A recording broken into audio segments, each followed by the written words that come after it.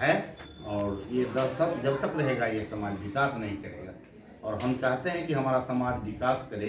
यह संगठन का मूल उद्देश्य में है कि इस समाज को कैसे मुख्य धारा में जोड़ा जाए। जब राज सत्ता में जहाँ कानून बनती है वहाँ जब हमारे समाज के लोग नहीं हैं तो हमारे खिलाफ कानून दर कानून बनता चला जा रहा है। कहीं कोई नोट ऑफ डिसेंट देने वाला नहीं है, विरोध करने वाला नहीं है कि साहब जो ये कानून बन रहे हैं उससे एक समाज का समूल नष्ट हो जाएगा। और हमारा समूल नष्ट होने पर लगा हुआ है। हम पूरे तैयारी के साथ संघर्ष के लिए आर पार की लड़ाई लड़ने की योजना बना रहे हैं और उसी के लिए यह स्थापना है। बिहार में देखा जा रहा है कि जो भी पार्टियां हैं वो कहीं न कहीं से जातिगत राजनीति से शुरू हुई और सत्ता की राजनीति तक पहुंची। आपको लगता होगा कि हम कुछ गलत कह रहे हैं तो हम कई उदाहरण आपको प्रस्तुत कर सकते हैं। अभी मुकेश सहनी को ही ले लीजिए, लालू प्रसाद के पूरे जमात को ले लीजिए, स्वयं नीतीश कुमार को ले लीजिए, आशुतोष कुमार भी बीच में आए जातिगत राजनीति करने के लिए और चुनाव तक लड़े इस विधानसभा में। ऐसा तब होता है जब देश आज़ाद हुआ और समृद्ध समाज की स्थापना करने की बात हुई। तो जब समाज की हिस्सेदारी नहीं मिलेगा तो समृद्ध समाज कैसे बनेगा। हमसे कम संख्या वाले लोग सत्ता में पहुंच गए तो क्या ये समाज को, बड़े समाज को ये हक नहीं है कि सत्ता में पहुंचे। आज हमारे ऊपर जुल्म हो रहे हैं, शोषण दोहन हो रहा है, कोई सुनने वाला नहीं है। विधानसभा पर जब हम प्रदर्शन करते हैं, अभी तक 36 बार प्रदर्शन कर चुके हैं और वहाँ इतनी मोटी दीवार है विधानसभा की कि मेरी आवाज़ विधानसभा के अंदर तक नहीं पहुँच पाती है। तो क्या हमारे लोग रहेंगे तब तो हमारी सवाल को वहाँ उठाएंगे। तो क्या ये गलत है क्या कि जाति के आधार पर राज सत्ता में भागीदारी होना चाहिए। हम तक कहते हैं कि ये सारे आरक्षण समाप्त कर दो, केवल संख्या बल के आधार पर राज सत्ता में भागीदारी दे दो, सारी समस्या समाप्त हो जाएगी। तब न समाज की स्थापना होगी। और जब तक ये नहीं होगा जातीय आधार पर लड़ाई जारी रहेगी। जब तक ये नहीं होता है तब तक समृद्ध समाज का स्थापना नहीं हो सकता। तो अगर आप विधायक बन जाएंगे तो सिर्फ बढ़ई समाज का ही विकास होगा? नहीं, क्यों बढ़ई समाज का विकास क्यों केवल होगा, लेकिन बढ़ई समाज पर जुल्म जो हो रहा है उसकी आवाज तो हम विधानसभा में उठाएंगे। हम विरोध तो करेंगे। इसके खिलाफ जो 7 काले कानून बन गए, नॉन बेलेबल कॉग्निजेबल है, जिसको सीजीएम बेल नहीं दे सकता। 18,000 बढ़ई जेल का यात्रा कर चुके हैं, 200 बढ़ई बिहार से उजड़ के चला गया। अगर हमारे समाज के लोग रहते उस कानून को विरोध करते तो ये कानून नहीं बनता। और कानून नहीं बनता तो 18,000 एक बहुत बड़ी संख्या है जो जेल की यात्रा कर चुके हैं। सरकार को कुछ क्या कहना चाहते हैं? सरकार को कहना चाहते हैं कि बढ़ई समाज को मुख्य धारा में जोड़े और संख्या बल के आधार पर हिस्सेदारी मिले और इस समाज को अनुसूचित जाति में शामिल करें, क्योंकि अनुसूचित जाति लायक यह समाज है।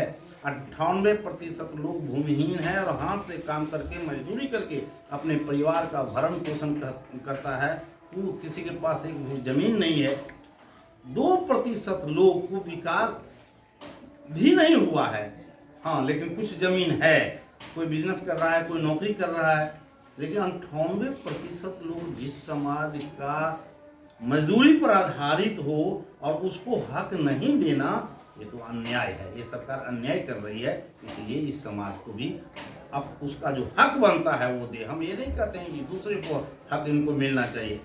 ऐसी कौन सी बात है। 3.6% हमारी संख्या है और हमको कम से कम 7 वो एमएलए का सीट बनता है। किसी पार्टी ने एक भी इस बार विधानसभा के चुनाव में टिकट नहीं दिया।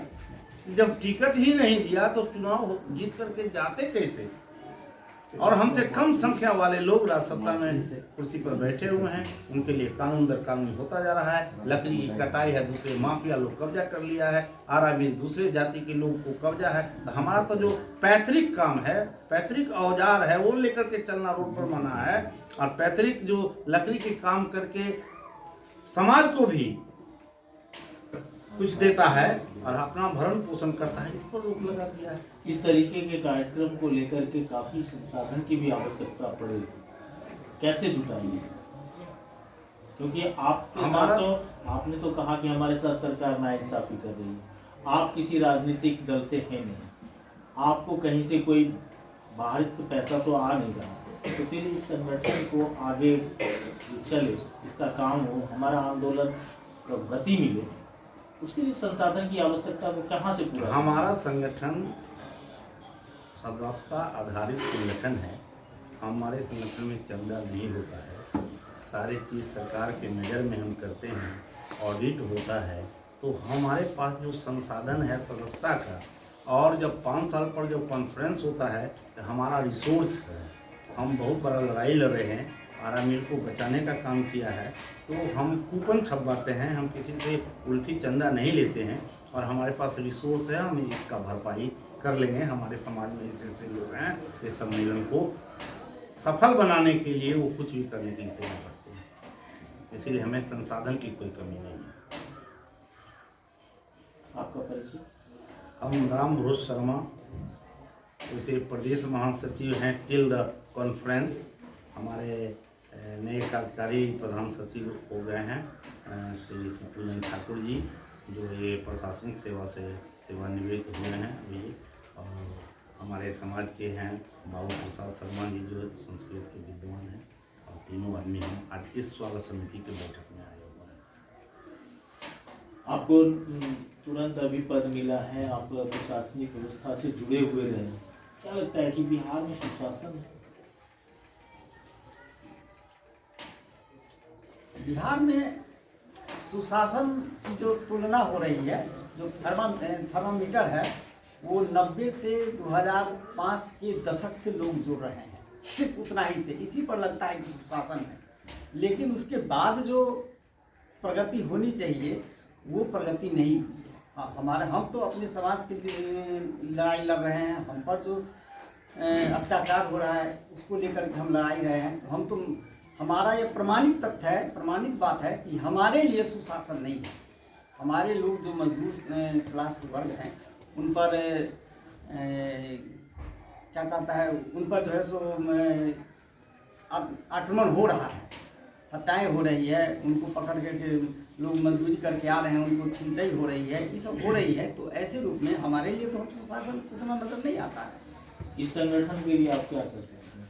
संगठन जो 16 अगस्त 1995 को इसका पूर्ण रूप से आधारशिला बना, तब से लेकर के एक लड़ाई तो लड़ करके हमने पंचायती राज में राज सत्ता में प्रवेश कर लिया है।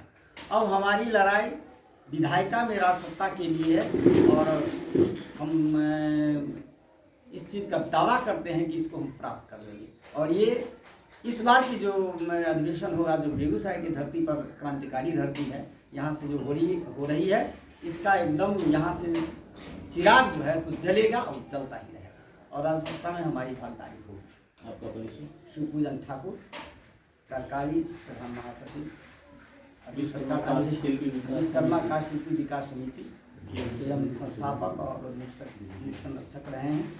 और अगला जो कमेटी होगी उसमें चुनाव हमारा होगा। नए कमेटी का अगले अधिवेशन के लिए, सत्र के लिए नई कमेटी का गठन होगा। बहुत बहुत धन्यवाद, थैंक यू।